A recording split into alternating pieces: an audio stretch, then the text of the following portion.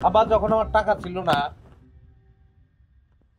তখন আমার কদর ছিল না, তখন কদর ছিল আপনার এই দুই জায়গায়, আমার কদর তাদের থেকে কম ছিল। আর যখন আপনি দেখলেন যে আমার টাকা বেশি হয়েছে তাদের চেয়ে বেশি, তখন তাদের কদর নাইমা গেল, আমাদের কদর হয়ে গেল। খালি স্বামী স্ত্রীর ব্যাপার না, আমার মতো এরকম অসৎ শ্বশুর থাকলে জামাইটা তো অসৎ হইবই। আমারে তোরা মাফ করে দে, মা, মাফ করে দে। আপনি মুরব্বী মানুষ, আদর করে আমার কাছে মাফ চাই না।